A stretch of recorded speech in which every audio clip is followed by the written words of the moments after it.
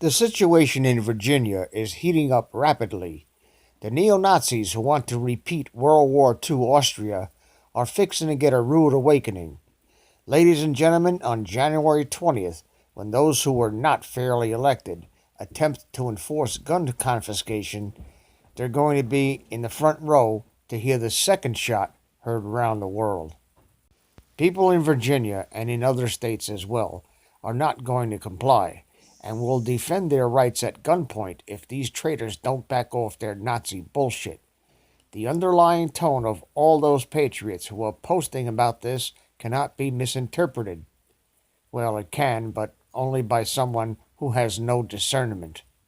The slippery slope of incremental erosion of our God-given constitutionally protected rights will end with Mussolini-style lynchings of traitors, as well it should. And patriots of other states are poised to assist the citizens of Virginia to defeat this tyranny by the only means that has ever worked throughout the history of humanity on this planet. The Second Amendment was not written into the Constitution so you and I could go duck hunting. I guess you could read between the lines and intuit just what kind of ducks we're talking about. I've been saying it since I started my original channel 4 years ago. I ain't no prophet. I just know how these people think. They're pure evil.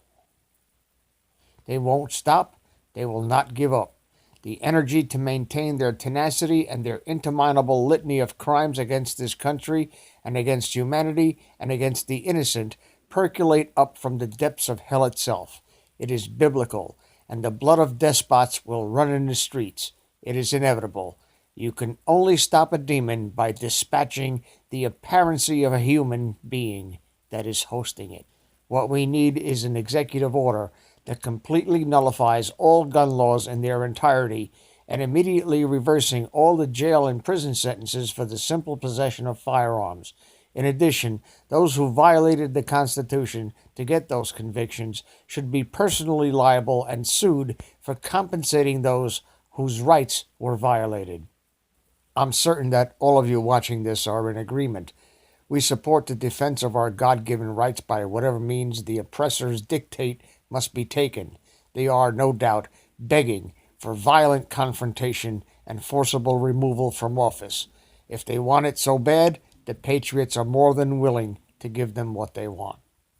History has shown that these are the first two things banned by totalitarian governments. Hey libtards, commies, Nazis, UN troops, and New World Order scumbags. Be careful what you wish for. You might just get it in spades. We have a t-shirt showing our support. It will be available for a limited time. Get one. The link is in the description. Hey folks, it's Patriot Nurse. Join me today. We're going to discuss the movement in Virginia of gun sanctuary counties and also our inheritance as American citizens to defy lawless laws.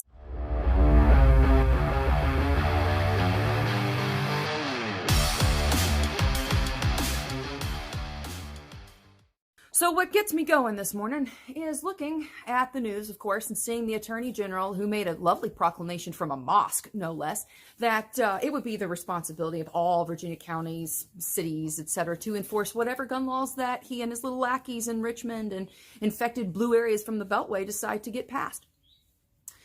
Friends, the Sanctuary County Initiative, of course, is happening all over the nation, not just in Virginia, Old Dominion, but also in Illinois, of course, and many places out west. Friends, the gun sanctuary county movement is important for us to pay attention to, but perhaps for many different reasons, and some you may not have considered, so I want to cover them with you. Virginia is real close to me, having family members that serve not only in the Virginia House of Burgesses, but also constables in Wytheville, and ultimately, a family member of my 9th great-grandfather lived in Jamestown and participated in Bacon's Rebellion.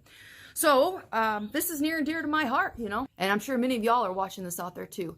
But the reason why we should pay attention to this is many faceted.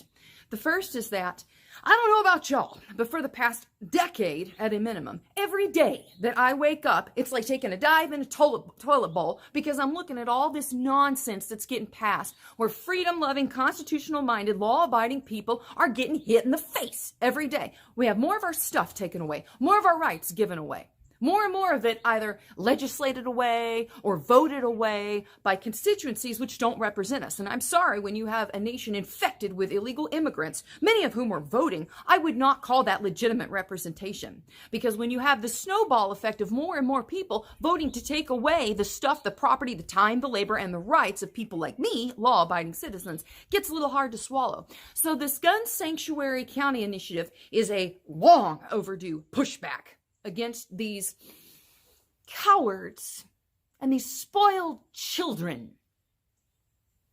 in the city-states that run our nation, whether it's Richmond or Chicago, Sacramento, go right on down the list. So we need to pay attention to Virginia for a few different reasons. The first is Virginia has been in both revolutions in the United States, the American Revolution and the War for Southern Independence. Virginia has been a very critical component to the overall timeline of the series of events here. When I look, and there are 42 counties, I think 8 more are voting on it today, 42 counties that are pushing back against this proposed legislation that would come down in January once Virginia's little legislature gets in there. Hopefully they'll recall this, y'all. There's still a chance they will, but I'm not putting my chips down on it. When you've got the governor and the attorney general saying that it's going to be enforced, you're not going to posture against us. I look at that as a direct threat. Okay. And these are my neighbors we're talking about here. These are my neighbors. And friends in Virginia who are watching this, consider this too, that they are posturing against you. Thankfully, a lot of the sheriffs in these counties that have passed these initiatives are standing up against this. And in Tazewell County, they've passed a militia ordinance, which is what I would like to see more of. But friends, we have to understand something. This is words on paper. Words on paper. I want you to consider that in an atmosphere of lawlessness, where you have anarchy from the top down, and when you have lawlessness and disregard for the law, the basic rights of citizens, the Constitution, from the top down, they are illegitimate. So when you have legitimate assertions of power, what is the role of government? To protect the rights of the citizens. So when you have these Gun Sanctuary County movements that are happening, and you've got the sheriffs making statements that they will defend the rights of the citizens against any institution of government that would come against them, we do need to recognize that this is good, this is laudable, and it's way overdue, but it's words on paper, friends. It is no different than a temporary written contract between you and an armed criminal. Criminal meets you in an alleyway. Give me your stuff. You say, oh no, it's not the right thing for us to do here. It's not the right thing for you to take my property. Please sign this contract saying you won't take my property. He may play ball with you for a few minutes, but I want you to consider the frailty of that contract. Criminal who has force, intent, power, and ability writes down, I will not attack you and take your stuff. The second that alleyway becomes clear, what do you think he's going to do with that piece of paper he just signed? Crumple, crumple, crumple. Force is the only thing that preserves our freedoms throughout history. It's the only thing that preserves our rights. Your rights do not exist on paper. Your rights do not exist in the Bill of Rights. Your rights are not safeguarded by any institution other than yourself and your ability to defend it. So, in these gun sanctuary counties, amongst the sheriffs and the law-abiding people who have righteously pushed for these, I salute you and I commend you. But I would submit that that's not where we need to stop. We need to be pushing forward momentum-wise on this.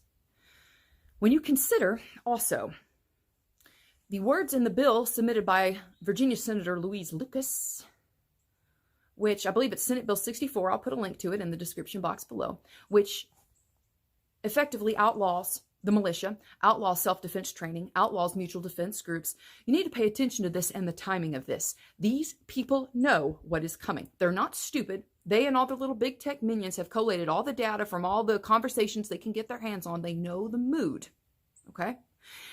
And they're engaging right now in a game of chicken. And so friends, to my friends, my fellow citizens, my countrymen, especially in Virginia, let us not stop at words on paper. Let us be active in training and being willing to take a day off, an hour off, even if it's just to do dry practice, to do something to hone your skills. Because words on paper do not safeguard your rights. Your ability to defend yourself and to defend those rights is the only thing throughout history that has done so. If you want a drill to do, the 107 drill. I'll put a link up here. Look here. Whee! Follow the little video. This is not a joke. This is the nature of human history. when in the course of human events, when the government becomes destructive to the rights of those people, words on paper are words on paper. 50 rounds a year qualifying for the department folks who are watching me, sheriff's deputies. Y'all know that those 50 rounds a year that you get to qualify on is not going to be enough if you're honest with yourself. I'm not calling into question people's character or people's courage, but let us be real. 50 rounds a year is not enough. We need to be diligent at this point because words on paper are only safeguarded with our willingness to use force to protect them. That's what I got for y'all. Hope it was helpful for you. If you enjoyed the video, I hope you'll subscribe to me here on YouTube. We need to be diligent right now. And we need to recognize that the Sanctuary County movement is good. It is legitimate. It is valid. It is inspiring people to take a stand, a righteous stand against having their rights violated. But it is words on paper, and we must be diligent to defend ourselves. For now, it's Patriot Nurse signing off, and I'll see y'all later. Don't forget to get your t-shirt. Wear it proudly. The link is below in the description. Please subscribe to our backup channels, Net4Truth USA 2 Patriot channel, BitChute.com/net4Truth USA, and drop.space /@Net4Truth USA. We fly so close to the target, we are on our 5th fighter jet. We will be relentless and persistent until the enemies of freedom are defeated. You can support this channel by using the links in the description, but for a $100 donation, I will personally send you a autographed hardcover special edition copy of Land of Childhood's Fears.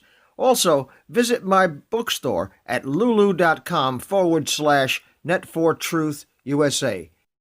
If you are viewing this video on BitChute, you can use the links in the description to support us, or simply click the green $ dot on our video to support this channel.